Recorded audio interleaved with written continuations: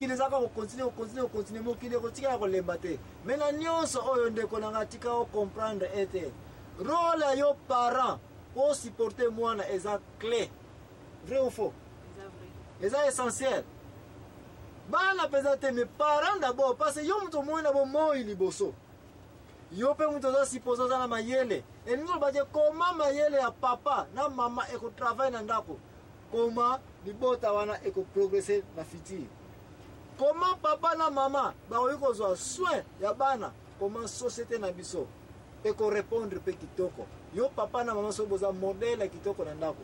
Je pense que bana na partout ba kene baza ba modèle. Oh yeah. Ezapenda po. Bana te bat ma edika kama parents. Bana te bat ma ya vraiment ko lobake te libota oye bongi pona ngai na zana mbongo na zana non mbongo ça n'a rien à voir na degré spirituel na valeur morale ya ba famille. Eza d'abord comment ba parents bazo soin ya bana e bana ka toujours na ba parents. Avant réponse à bana ezala très bien na société na foyer ba parents d'abord. Ma mususu peto ya ko mona ete yo papa tant que oza kozwa bana na yo bakoli bakomi ko bala mais ozo continue ko ndima ke po tora lupango munene ozala lupango kitoko bana nyonso babali bazala ka wana yo papa pe oza ko kende contre volonté ya Nzambe na place nini na place otangela libiso. Oui, ils en Éphésiens parle que l'homme quittera son père et sa mère. Bakone ko choisir ba former ni libota sika. Yo papa olobiete na za lupango munene bana atika bafana moka awe to o permettre bana ba vanda kana lupango na. Ye baka ete respect ko yako zanga. Na ete soza na kate o ezalike libota moko na papa na mama na bana na bakoko bazaka sika moko bongo respect ezali. Ezalaka jamais. Jamais kotika la kozanga. Ezalaka jamais. Bozo kanza bozo sali kamala c'est pas vrai. Problème sous na ko expliquer ezali ska bana ndeke. Ndeke soki na mwasi na mbali bazaka mi bale couple ka bande yo mona. So basali zala na bango ni na bango batie maki wana tawe ko panzana ba para ba ko mokende ko luka nini biloko liate nguba nini ndeke ne osaza ko tika ngona bana o bazala kata zala est-ce que ba para ya bandeke ona balala kasuwana non balala na bitape za na peme pepo zala ko nini muke eza muke pona ba wona zo ko se ba ko nini kaka.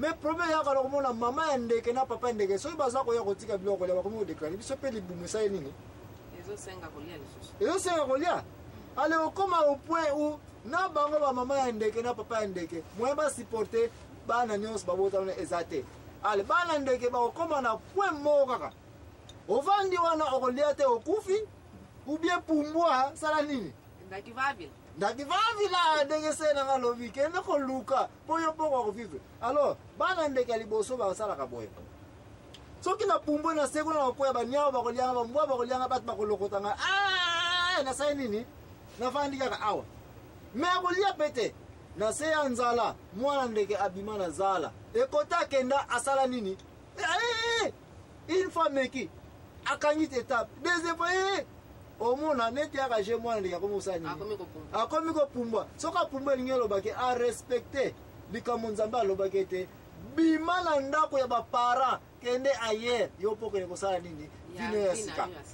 Est-ce que ça histoire bato bazo risque te ke côté ya okende zate kaka pa ba parents me alobike na ba epe lupa ba parents na kena ayer kota kenda ayer mwana ngwasa azonga lisusu azonga te mingi mwana mobali surtout kwa bibana na kwa parents za ba hésitation ya makasi po vie ezate musale ezate mais avant ndika mais jour a ozo de soke na bimi ako se souvenir ke bambula nyonso yo fana na bana ka parents ekufa ke nango soki na bimana ni banda nde boye na boye nde yela ngati tala kutu ndenge na komisiko nde kona ngaya mobali tsa ngo na mutuke titango bimi pa ba parents o obéir oyo Nzambe alobaka te bima epa ya ba parents kende ko se dédier yo parents titango za ko konde ko retenir bana na basi na imbalo ba boti na kata lupango yo mdo za ko causer nini trouble kati na foyer na yo eza ordre Nzambe pesa muta oiko changer résolution Nzambe azalite Nzambe soka lobete tika bana na ya mwasi na mbali bazui mabota babima réellement il faut que babima totalement il faut bakende ailleurs ko sangisa bana na ba para na lupango moko ekosimba na ngote etika na ngote ko simba te eza na ngote ya ko freiner bana ozo kanza osali kama malampo pesi ba next na se watonga mais oza ko panza libota na société na biso to moni yango tika ete tozo mayele, n'est-ce pas? Na ebite soki naza koloba mabe po eza émission la vérité mutu na droit ya se défendre. Ya vérité ndenge lobaka vérité et pesaka toujours pasi na motema. Donc soko yoki yango esali yo pasi ko loba nanu te kanisa bien. Donc oza na likambo oyo sala ke sala pasi donc corriger yango. Donc une vérité zambeli. Ezo kisaka. Soki ozoki te eza vérité te. Yo ndeko za kovanda pa parents. Ce qui est cambo, c'est parce que les gens ont couvert nini. Vérité. Ce qui est vérité, c'est que les gens yo pe parents nous avons dit que bana na news bavanda ka place wana parce que misala ezate place okenezate toko kanga makaka toko liaka to kabola. Vérité o ce qui est c'est parce que vérité information moko juana oyeba ki ngote peut-être mais siko yebi ngote ko battre la bana na place yo vandi. Ozokende contre loi on nzamba lobete. Mwasi na mobali fo ba bima ba kende ayer likambo bat bakutana nso loti te na Abraham mwana biblia kaka biblia kaka biblia musana yeka ko pasola ko zokisa poete soko ndimi vérité oyo ekobikisa yo vérité oyo ekokomisa mukonzi vérité oyo yango kaka mutu eza important. Neto sukele awa na pokwa ya lelo yo na ebite mama aniso kozana bato oyo kopesa mbote ko inviter bato oyo baya na émission oyo koyoka sango malamu sango oyo ya débat ya vérité bande raté oyo te boya koyoka vérité oyo zokoleka na Bible soki boyoki yango nde bozili lobiko donc boya kolanda donc bolemba te ikaete to stop hour now.